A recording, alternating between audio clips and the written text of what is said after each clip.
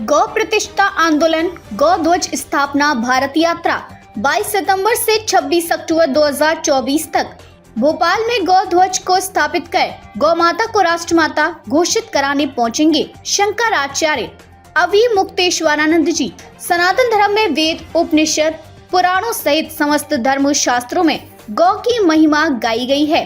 गौ को पशु नहीं अपितु माता की प्रतिष्ठा दी गई है। यही सनातन धर्मी हिंदुओं की पवित्र भावना है, आस्था है। इसी धार्मिक आस्था हेतु संविधान एवं कानून में गाय को राज्य सूची से हटाकर केंद्रीय सूची में डालकर गौ माता को राष्ट्रीय माता का सम्मान दिलाने तथा गौ हत्या मुक्त भारत बनाने के लिए संपूर्ण भारत में गौ प्रतिष्ठा आंदोलन चलाया जा रहा है। गोचर, आपने जो गोचर की जमीन की बात कही, ऐसा नहीं कि पूरी गोचर की जमीन को शासन के द्वारा सौंप दिया गया, ऐसा नहीं है। पहली बात इसको मैं करेक्ट करना चाहूंगा, काफी हिस्सा गोचर का दबा दिया गया सरकार के द्वारा, ये सही बात है। आवंटित कर दिया गया, ठीक है, लेकिन कम है वो अभी भी उपस्थित है। हमारा ये कहना है पहले तो गोचर को तो भरिए, जितना गोचर की आज भी जमीन उपलब्ध है मध्य प्रदेश में, उसमें भी सब कुछ हो जाएगा।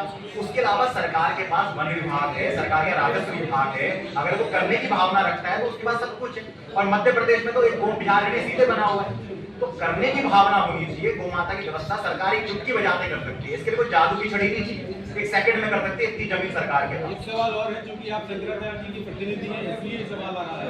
आपका गौ सेवा अभियान में अच्छा है, उसमें कोई वो नहीं है, बहुत अच्छी बात है। लेकिन जब आप हिंदुओं के प्रतिनिधि हैं, जब जैसे बांग्लादेश में हिंदुओं का कत्लेआम होता है या इस तरह की जो घटनाएं होती है, उस तरह से आपके मंत्र से कोई आवाज नहीं निकलती। देश की हिंदू जनता आपके लिए देखती है कि आप कुछ संदेश दें।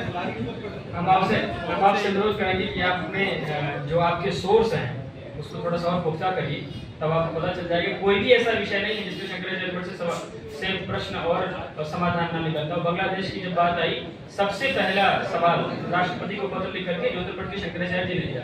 आपको पता नहीं है, ये आपकी कमी है, हमारी कमी नहीं है। हम लोग हर समय पे सवाल उठाते हैं, हर समय जवाब देते हैं।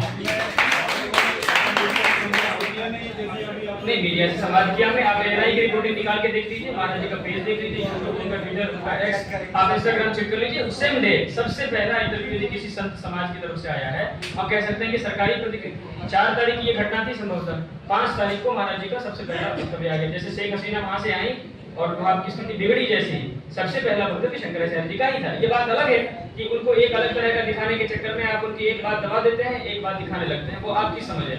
उनके सनातन प्रेम में, उनके हिंदू धर्म के प्रति कृतज्ञता में, कार्य करने में एक व्यतिक्रम नहीं, बल्कि हम लोगों को गौरव है कि हमारे शंकराचार्य ऐसे हैं जो हर विषय पे निर्भीक होकर निडरता से अपनी बात को कहते हैं।